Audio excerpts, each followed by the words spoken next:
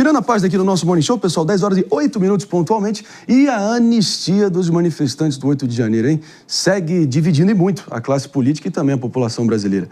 Nas ruas, parece que essa não seria a pauta do dia, não é que o Brasil está parado em torno disso, mas grande parte do Brasil está, sim, tratando como absolutamente prioritária. E isso não dá para ser menosprezado.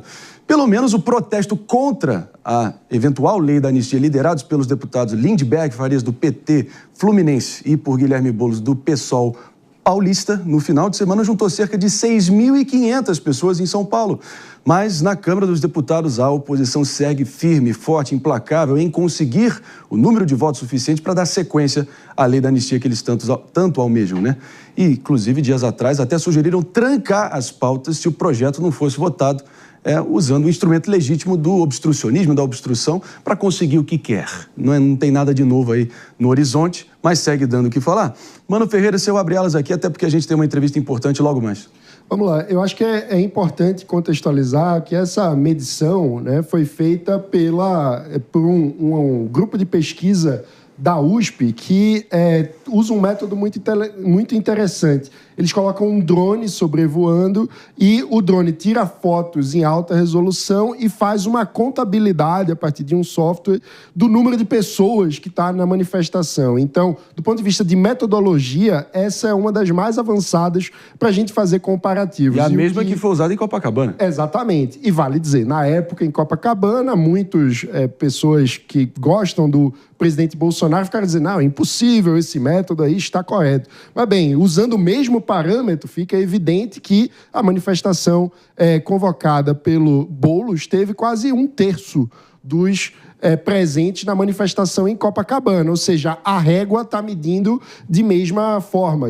Mas eu acho que o principal é que, objetivamente, nem um lado nem outro tem conseguido engajar multidões nessa pauta, que mostra que, apesar dos grupos políticos se engajarem em torno disso, de um ponto de vista daqueles militantes mais fervorosos, não é uma pauta que dialogue com a maioria do país. A maioria do país está mais preocupada com o preço do alimento no supermercado do que com anistia ou sem anistia. É isso aí, né, Pepe? Até porque o monitor do debate público do meio digital, que é esse mecanismo usado pela USP, para muitos aí reputado aí como bem preciso aí na sua análise, ele acabou, enfim, cravando que tinham 18 mil pessoas em Copacabana, 6.500 agora, e isso vai totalmente ao encontro da declaração do ex-prefeito de Araraquara, candidato à presidência do PT, Edinho Silva, que na semana passada disse que a esquerda nacional hoje em dia, apesar do seu longo histórico aí de mobilização popular, hoje em dia, em março de 2025, tem que suar sangue, palavras dele, suar sangue,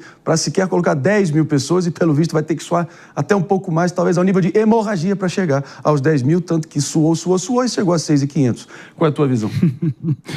Ô Marinho, eu sinto que a esquerda no Brasil, não só no Brasil, né, no mundo todo, né, está perdendo a aderência social.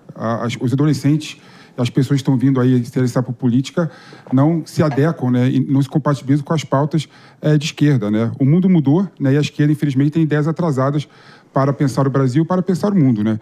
Então, dificilmente a esquerda consegue fazer aquelas manifestações vultosas, né, que tinham no passado.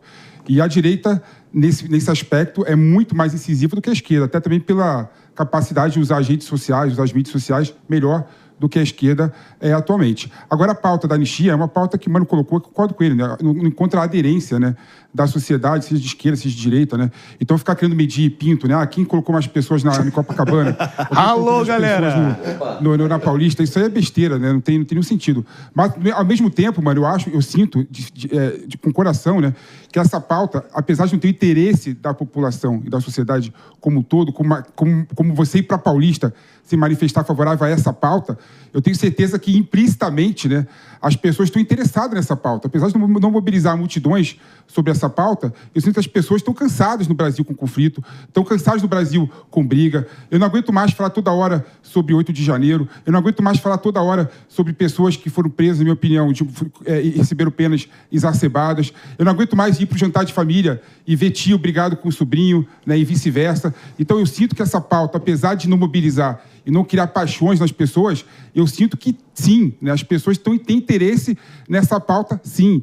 E eu vejo e eu sinto, volto a colocar aqui minha opinião sobre esse assunto, né, que a anistia serve exatamente para você resolver, né, uma situação de caos social, de tensionamento social. Por isso foi utilizada com outros critérios, né, com outro motivo, em outra situação, na época da redemocratização do Brasil, e por isso que eu sinto uma certa normalidade, eu acho legítima a pauta das pessoas que querem e estão cansadas de brigas e conflitos agora, né? E a gente sabe que a anistia vai acontecer, quer a gente queira ou não, né? Talvez não agora, mas em 2026, com o Congresso mais de direita, né, com o possível presidente da direita, que deve ganhar as eleições nos próximos anos, né, eu sinto que essa pauta vai ser caminhada. Então, por que não parte da esquerda e parte de setores progressistas da sociedade não colocar essa pauta como uma demanda legítima e com viés, né, muito mais de resolver o caos social, resolver a pacificação social, do que só colocar com benefício ao ex-presidente Bolsonaro. O PP é coerente, sempre a favor da impunidade. É isso aí. Agora, talvez, assim, tentando... Uma coisa que a gente não está vendo nessa discussão toda e nas penas, para muitos, assim, draconianas, absolutamente excessivas e arbitrárias, basicamente, tu colocou todo mundo no mesmo balaio, faltou a famosa individualização da culpa ou da conduta de todos ali que estavam envolvidos no 8 de janeiro, tá? Eu não tenho pena alguma aqui, imagino que todos aqui presentes também não, e você do outro lado também não, de quem realmente foi ali de forma virulenta, brutal, ali, assim, defenestrar todo o nosso acervo nacional, obras de arte, artigos históricos, invasão ali, depredando o patrimônio público, não há de se ter pena alguma. Agora, a cabeleireira Débora Rodrigues dos Santos virou uma espécie de ícone nessa questão por ela ter pichado as palavras "perdeu mané", em alusão a uma fala mais do que polêmica do ministro Luiz Roberto Barroso, na estátua ali localizada na frente do Supremo Tribunal Federal, onde ela inscreveu "perdeu mané", que é uma daquelas frases que já entrou para o panteão dos memes ou das frases da antologia da política brasileira. E claro que ela foi liberada para a prisão domiciliar após ficar detida no Centro de Ressocialização Feminino de Rio Claro, e claro que ela se tornou uma espécie de ícone nessa questão toda. Eu fico pensando aqui, Henrique Kriegner, se eu chegasse para o meu professor de História na época de faculdade de Direito, um cara meio riponga, parecido com o PP, sabe? E eu chegasse para ele que em 2025 nós estaríamos diante do clamor apaixonado da esquerda nacional, da esquerda brasileira, para poder impor penas absolutamente draconianas contra, por mais que sejam baderneiros alguns deles, mas no caso da Débora, protestantes, né? Protestantes. E ele me acharia um louco nessa altura do campeonato. E você? Teria uma experiência parecida?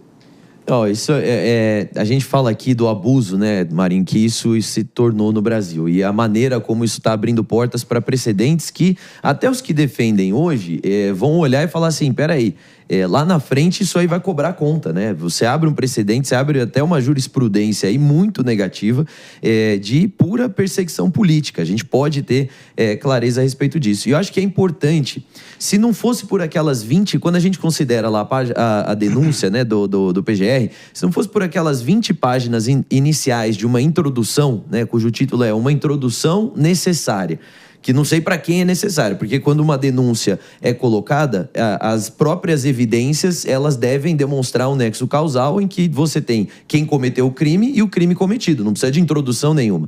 Mas ali você tem um fio imaginário que é construído para poder conectar os pontos, porque os pontos não são suficientes para serem conectados, isso aí a gente já tem clareza, né? Então, quando eles constroem tudo isso, você tem aí uma narrativa colocada. E aí, essa narrativa mistura manifestantes do 8 de janeiro, mistura militares e mistura a história do punhal amarelo. São três coisas completamente diferentes. A anistia vem falar de um deles, vem falar daqueles que estavam lá nas multidões. A gente tem aí pessoas que estavam fazendo análise da multidão, preso. Morador de rua que estava pegando comida lá com o povo no batalhão, preso. Idosas, presas. Todo mundo preso, colocado no mesmo balaio, como foi o que você trouxe aqui. Então, até na cabeça das pessoas, e conectando com o que a gente falou antes, as pessoas têm uma opinião, sim. Pode não ser a pauta prioritária, acredito que é para muita gente, mas todo mundo tem uma opinião. E quando entende o que de fato trata o PL da anistia, as pessoas tendem a concordar, porque estão vendo a injustiça que está sendo cometida no nosso país pelo Supremo. E claro que qualquer um que segue com um mínimo de domínio sobre os seus 5 sentidos nesse março de 2025... não se surpreende com essa ação da esquerda nacional. Mas se eu voltasse para aquela conversa hipotética com o professor de História, David Tarso, antes da gente receber nosso próximo convidado, e dissesse que a esquerda nacional seria terminantemente contra a anistia ampla, geral e restrita, como eles clamaram depois do regime militar, inclusive a pessoas que se engajaram em luta armada, mataram civis, sequestraram pessoas, enfim, invadiram bancos, e todos eles foram anistiados. Em 2025, essa mesma esquerda nacional é completamente contra, só porque é do sinal invertido. E aí, como é que você lê isso? Isso depende do campo ideológico que está sendo prejudicado, né? Claro. Mas a Débora, a gente relembra que havia uma pena prevista de 14 anos de detenção. Outra questão também é que, apesar de a prisão dela ter sido convertida para a prisão domiciliar, ela vai ter que seguir uma série de restrições. Entre elas, não dar entrevista a veículos de comunicação, usar tornozeleira eletrônica, não pode receber visitas com exceção dos advogados. Então, uma série de restrições que ela vai ter que obedecer. Para explicar o processo legislativo, né, todas as negociações, articulações e possíveis conciliações e de bastidores, eu proponho que a gente ouça aqui diretamente do Luciano Zucco, deputado federal do PL Gaúcho, do PL do Rio Grande do Sul, que inclusive calcula nesse momento, né, deputado, obrigado pela presença, algo em torno de, na verdade, mais de 300 votos para aprovar o projeto de anistia na Câmara, apesar de toda a oposição da esquerda nacional se mostrando total e absolutamente contra. É por aí? Dá uma atualizada pra gente. Bom dia, Marinho. Bom dia, Pepe, Mano, David, Henrique. Estava te escutando ali e te parabenizando, Marinho, pela tua forma madura de avaliar o cenário, da questão da individualização, da questão da dosimetria, tratar os desiguais com desigualdade. É isso que a gente acredita ser o correto.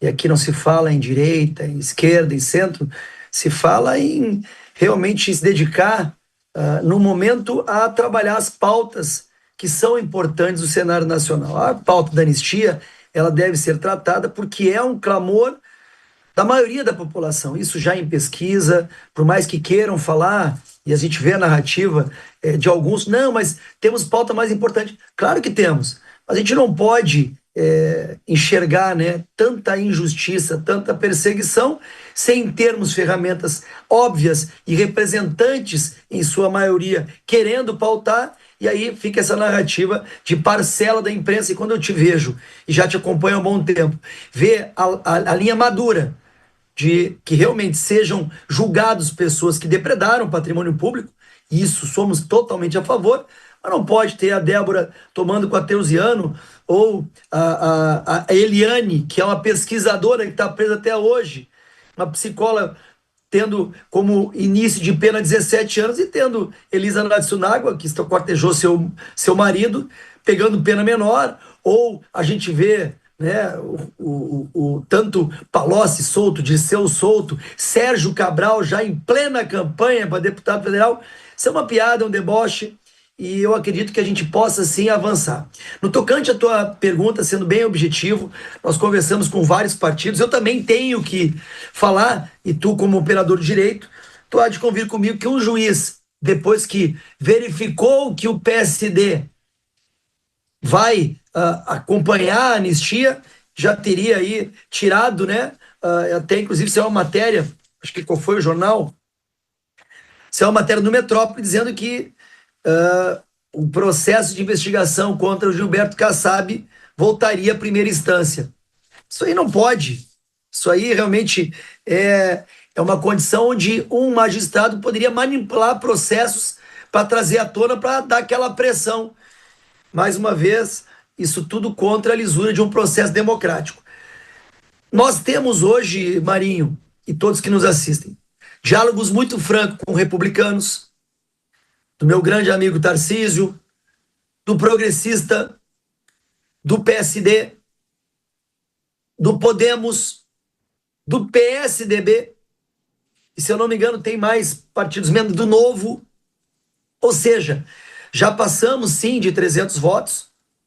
A intenção é, amanhã, eu vou me reunir com o presidente Bolsonaro, conversar sobre essa questão da pauta da anistia e também o evento na Paulista, que eu acredito que o evento de ontem tem que dar uma comentada, né?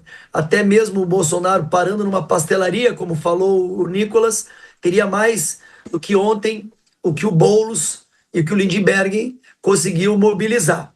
E isso a gente está tratando essa semana. da pauta da anistia, num diálogo com o Bolsonaro, com o senador Rogério Marinho, que é o líder da oposição no Senado.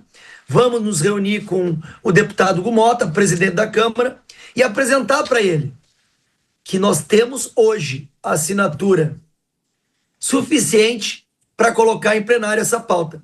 E aí cabe aos representantes legítimos na casa mais popular possível definir essa questão da anistia.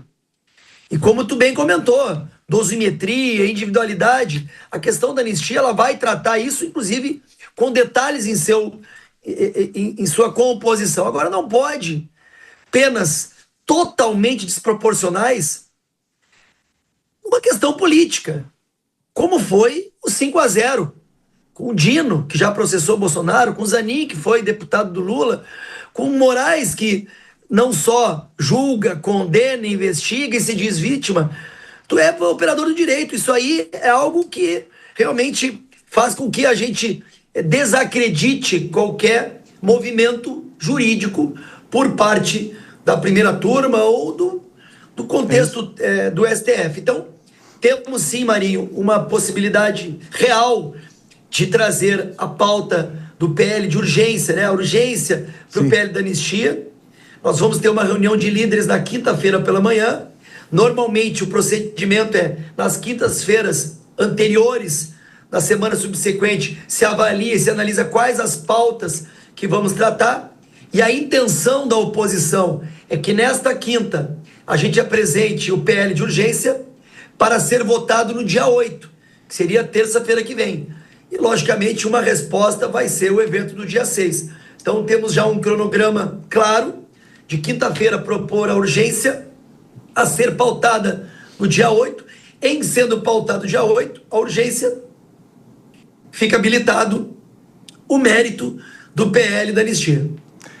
É isso aí, deputado Zucco. Mas, ouvindo o senhor falar, acho que não resisto a não ter qualquer outra conclusão, talvez um pouco cínica, mas talvez realista, né? É um processo eminentemente político que demanda esse tipo de articulação de bastidores.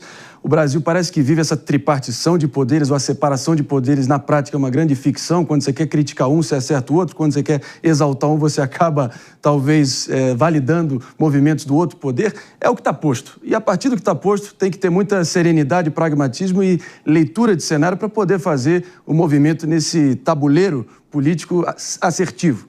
Mas o fato é o seguinte, você foi muito, assim, agregou aqui na discussão quando você rememorou que após o ex-ministro Kassab, atual secretário aqui de Estado, no Estado de São Paulo, assim que ele sinalizou positivamente ao projeto de anistia, o ministro Alexandre de Moraes acabou trazendo à tona uma investigação que já estava completamente encerrada na primeira instância, quase como uma retaliação política, até porque o PSD, né, Mano Ferreira, com a próxima pergunta, tem nada mais, nada menos que 44 deputados federais, acho que 15 senadores, se não me engano, e é tido como ali o fiel da balança do dito centrão no Brasil. E aí? Marinho, como liberal por inteiro, eu prefiro olhar as coisas de um ponto de vista institucional. A questão do deputado Kassab acabou ocorrendo a ida para o Supremo em função da mudança de entendimento acerca do foro privilegiado. A ideia de que o foro fica estendido para o Supremo mesmo após a saída do cargo que a pessoa tinha. Eu queria endereçar uma pergunta ao deputado Zucco pensando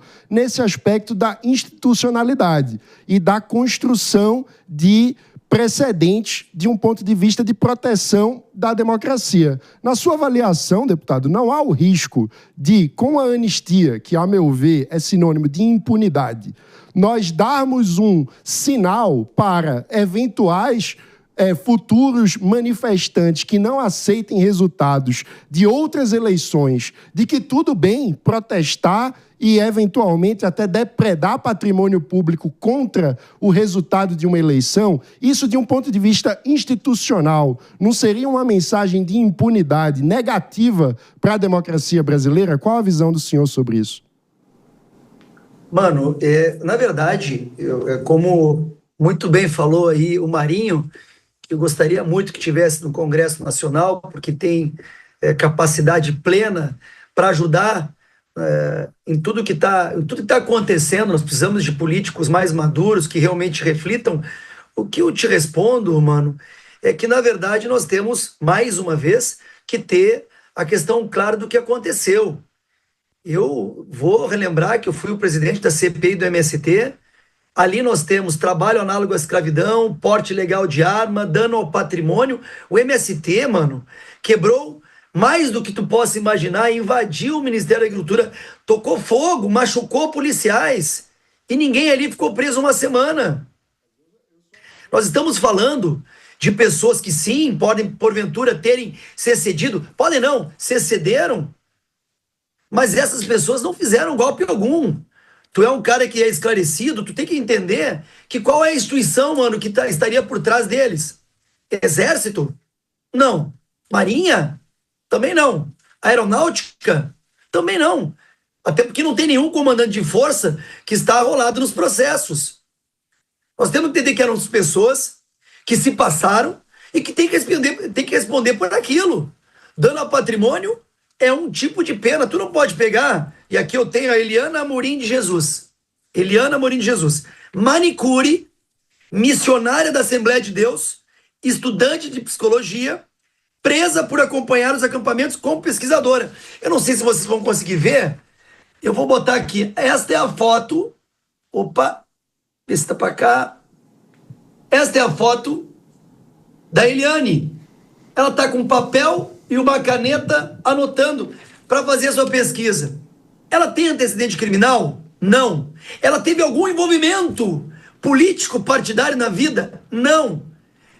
Essa mulher tem que ser condenada a 17 anos, enquanto o Bernard, que agora me fugiu o sobrenome, tomou 8 anos por estupro. Então, mano, eu queria que tu entendesse que a tua narrativa, eu sei que a tua ideologia é diferente da minha, a tua narrativa é a narrativa política e, me perdoe, politiqueira, porque tu não está avaliando o que esta pessoa está passando. Uma mãe de família. Eu quero entender qual é o problema que ela cometeu a ponto de estar no regime fechado. Nós temos hoje o regime fechado, o semiaberto, o domiciliar. Essa mulher ela não tem nenhum vínculo, ela não ia ocupar nenhum ministério, ela não seria ministra da Defesa. Ela estava lá, num manifesto onde pessoas se excederam, que devem ser punidas. Mas falar em golpe, isso já passou. Isso é claro, o próprio ministro da Defesa, Múcio, já declarou que eram baderneiros. Como é o pessoal do MST, muitas vezes a CUT, e eu como de direita, foi uma vergonha para nós. Porque nós temos como característica, tu vai na Paulista, tu vai ver, coloca 100, 200, 300, 400, 500 mil pessoas e não tem nenhum problema. Agora, foi infeliz? Foi algo que tem que se apurar? Sim.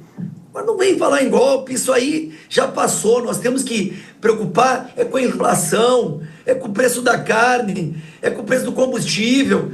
Vamos verificar realmente como esse governo gasta, a diplomacia da Janja. Isso sim é que vai colocar o alimento na mesa. Agora, enquanto a gente tiver que pautar a anistia, Marinho, em torno de uma narrativa de esquerda, gente, eu só quero que seja feito o que é correto. Que se puna quem depredou, mas que se anistie quem estava lá e que quis se posicionar com uma bandeira do Brasil, com uma Bíblia, com uma caneta e com um papel. São pessoas distintas que têm que ser tratadas de forma distinta.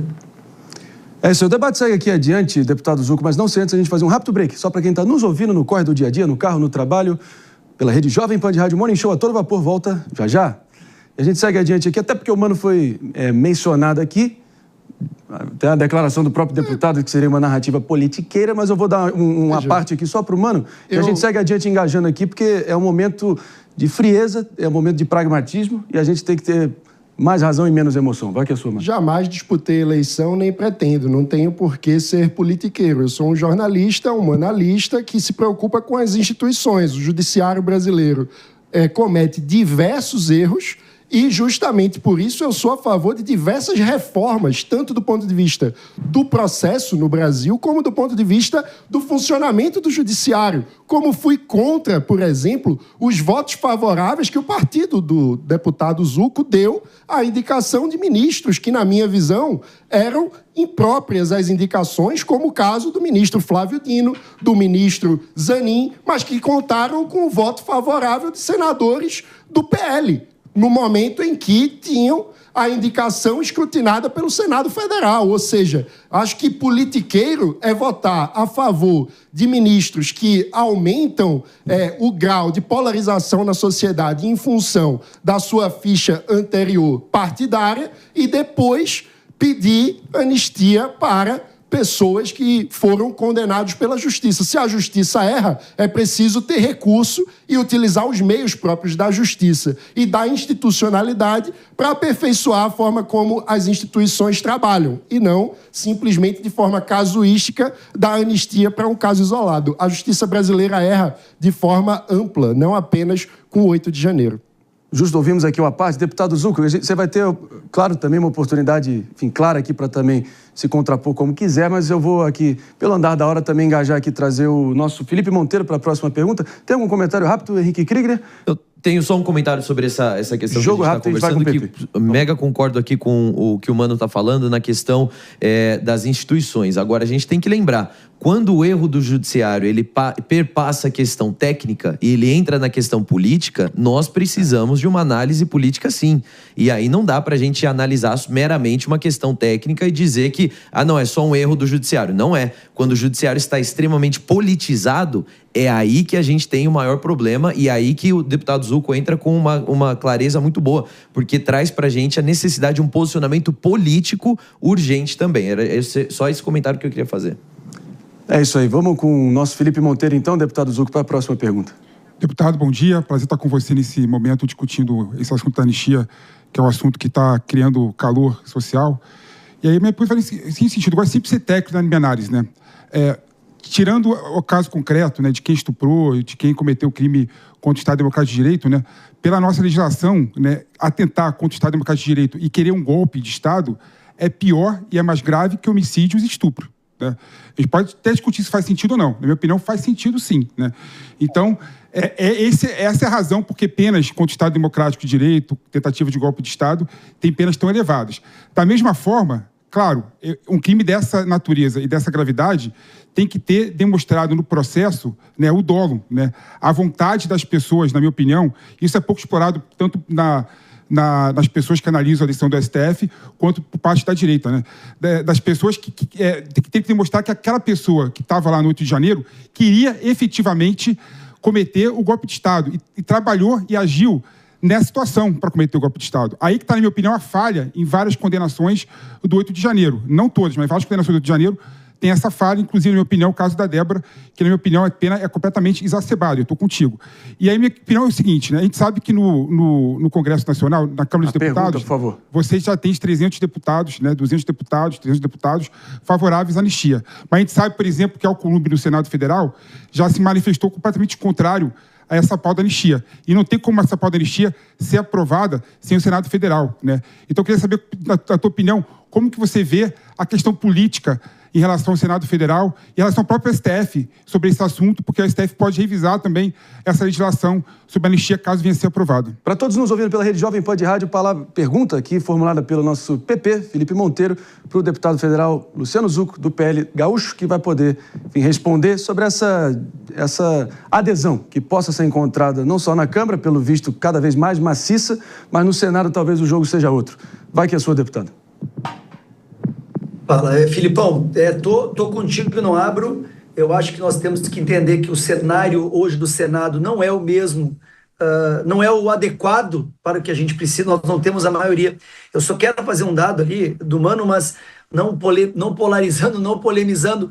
Mano, eu nunca votaria em Flávio Dino e Zanin. E, infelizmente, esses votos que não são abertos, para mim, é um grande erro. Tem que botar para botar na vitrine, para ver quem é que está votando em quem. Isso, para mim, faz parte de um projeto de partido de pessoas que têm um benefício próprio voltado aí para o seu umbigo. No dia que a gente tiver a votação em aberto para saber quem vota em quem, tudo isso muda. Porque as pessoas votam em pessoas. E aqueles que se escondem atrás do anonimato não merecem o meu respeito.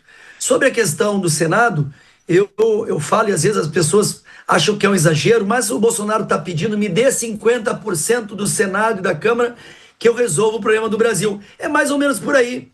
Nós temos que entender que hoje as pessoas, muitas vezes, os senadores, né, que se dizem centro-direita, eles têm seus problemas jurídicos e são, por que não dizer, amedrontados quando alguma pauta mais capciosa, mais polêmica vem à votação. Aí alguns recebem ligações, olha, não vai por aí, cuidado com isso. Isso é uma vergonha que faz com que a gente ainda não consiga avançar em pautas importantes. O senador Rogério Marinho, quando foi candidato, se eu não me engano, a gente conseguiu ali em torno de 30 votos. Ou seja, no Senado da República, nós temos a minoria. Nós precisamos aumentar, e por isso que o presidente Bolsonaro, por isso que a direita está preocupada em termos em 26 candidatos competitivos para tornar a maioria no Senado. Porque é importante. É importante. Ao exemplo que eu dei do Kassab. Nós estamos ainda vendo que isso aí fere, inclusive, a separação dos poderes. No momento que algum partido se posiciona, vai lá um ministro ao bel prazer, não, vamos puxar esse processo aqui, que isso aqui vai tirar o cara da zona de conforto. Isso é muito ruim. Isso mostra realmente a politização em torno de uma pauta jurídica. Eu não tenho dúvida, Marinho, Henrique e quem nos assiste, que tem pautas muito importantes a serem sanadas. Mas essa questão da anistia, de certa forma, é simbólica, para mostrar que o Congresso está vivo, que a gente não pode deixar que o Supremo decida por tudo e por todos. Aquela defesa, né, o Marinho que é formado de aquelas defesas dos advogados competentíssimos, reconhecidos nacionalmente, aquilo ali ficou escancaradamente claro de que aquela denúncia relacionada às delações do Cid deveriam ser anuladas. Mas adiantou alguma coisa? Não adiantou. Já existia o prévio julgamento.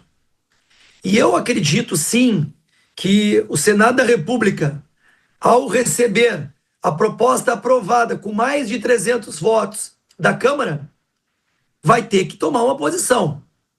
Não confio na decisão do senador Alcolumbre? Não confio. Mas o senador Alcolumbre também tem seus interesses eleitorais. E deve, sim, receber uma resposta muito forte da sociedade brasileira. E eu sempre deixo claro isso, nós estamos vendo que o governo tem todo o interesse em polarizar em torno da anistia, porque eles só estão fazendo, vou usar um termo feio aqui, né? Só estão errando na sua gestão. Me digam o que de bom esse governo está fazendo. O que de avanço na educação, na saúde, os problemas relacionados à pauta da saúde, com a Anísia. Temos o maior caso de dengue da história. No meio ambiente, falavam tanto, pegavam tudo que é tipo de ator, musiquinha pra lá, musiquinha pra lá. As maiores queimadas são agora. Na economia, seu Haddad, que não fez um curso de 1 mês na área econômica, quer comparar com o Paulo Guedes? Não pode. Inflação, cesta básica cara, insegurança do mercado. Então eu não tenho dúvida, gente, que sim, a anistia pode ser um pontapé para apaziguar o cenário ideológico existente e a gente poder discutir outras coisas. Eu mesmo tenho várias denúncias para falar para vocês sobre emprego de recursos na COP30, de um cara que era da empresa, uma empresa espanhola, numa licitação, num contrato sem licitação, e agora o cara faz parte do governo. Vamos chamar o cara no Congresso. Ou chamar também o recurso da área de educação, do que está sendo contratado, ou da cultura que foi contratado aí, empresas dos companheiros, dos amigos. Tem muita coisa a se julgar. Mas não é isso que a gente quer virar página, a gente quer aí, deputado. Trazer um pouco de respiro para a sociedade. Isso está sendo dito, inclusive, nas pesquisas. Então, Felipe, eu tenho a intenção de que nós temos a intenção, como oposição, de que essa pauta seja colocada a plenário o mais rápido possível, para podermos avançar em outras pautas realmente que afetam a sociedade brasileira. Esse foi o deputado Luciano Zucco, deputado federal pelo PL Gaúcho. É isso aí, é o PL lutando pelo PL da lei da anistia, que é importante aqui, antes da gente se despedir, só deixar claríssimo pela narrativa patentemente falsa e propagada pela esquerda nacional e pelo Partido dos Trabalhadores, de que uma vez aprovado, essa lei se estenderia e reverteria a inelegibilidade de momento do ex-presidente Bolsonaro, que segue inelegível por crimes eleitorais, de natureza eleitoral, e não seria contemplado por uma eventual aprovação dessa lei de anistia. Importante fazer esse reforço até para a gente saber onde a gente está pisando, não é isso? Obrigado demais, deputado, pela presença. A gente conta com o seu retorno muito em breve. Obrigado. Marinho, muito obrigado aí. Agradeço a todos que estão na audiência. Estou chegando em São Paulo na quinta-feira. A gente vai ter algumas reuniões, preparando aí o domingo na Paulista. Vou levar uma ficha partidária para ti, para tu dar uma analisada. Um grande abraço. Tamo junto. Vamos em frente, vamos em frente, vamos em frente.